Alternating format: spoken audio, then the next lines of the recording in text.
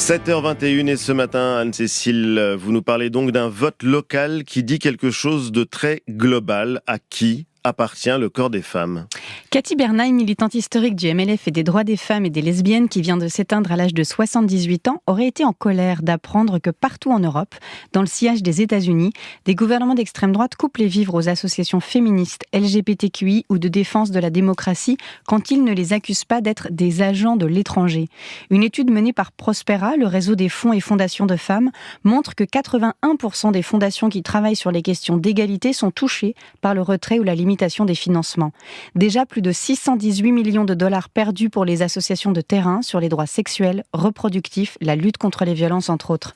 Mes homologues européennes décrivent toutes la même stratégie, copier-coller du modèle américain. On vous interdit pas tout de suite d'avorter, on commence par rendre cela inaccessible en asphyxiant les associations qui informent, accompagnent et haussent la voix. L'argent est une arme politique. Alors bien sûr, on se croit loin de tout ça. Ouais. Ici, on n'est pas la Serbie, la Hongrie et encore plus loin des États-Unis. Et pourtant, chez nous lundi, dans la Drôme, ce sera jour de vote. Et alors, qu'est-ce qu'on vote exactement lundi ? On vote le budget du département de la Drôme. Sa présidente, Madame Mouton, prévoit de baisser les subventions du planning familial, des centres de santé des hôpitaux et de fermer 7 centres de santé sexuelle ruraux. 7. Autant dire tous. Voilà. C'est pas juste des portes qui se ferment, c'est le filet de sécurité qui craque pour des milliers de femmes, d'adolescentes et de familles des territoires isolés. C'est le cas de Laura, une usagère qui se mobilise aux côtés de sa conseillère familiale et conjugale, Anne. Elle le dit, le centre de santé de Die lui a sauvé la vie. C'est pas grand-chose pourtant, une permanence de 2 jours par semaine.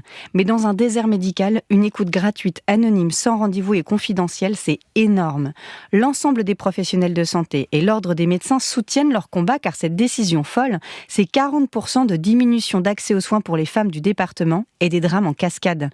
Alors on nous parle d'austérité, de rationalisation, comme si la rationalité consistait à ne plus financer la contraception, l'accès à l'IVG, la prévention contre les maladies sexuellement transmissibles ou l'accompagnement des femmes victimes de violences. Et on s'aperçoit vite que la Drôme est un département excédentaire et qu'elle n'économiserait là que l'équivalent d'1 € par habitant.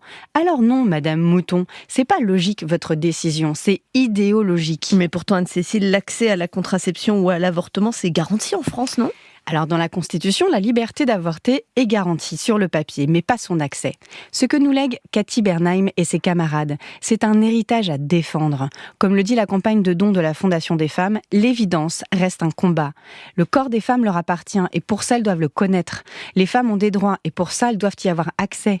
Laura et Anne savent que chaque budget est un choix et que l'argent est une arme. Lundi dans la Drôme, on verra si la politique choisit de s'en servir pour défendre nos vies ou la doctrine des États-Unis. Merci Anne-Cécile Maillefer, présidente de la Fondation des femmes. À vendredi prochain.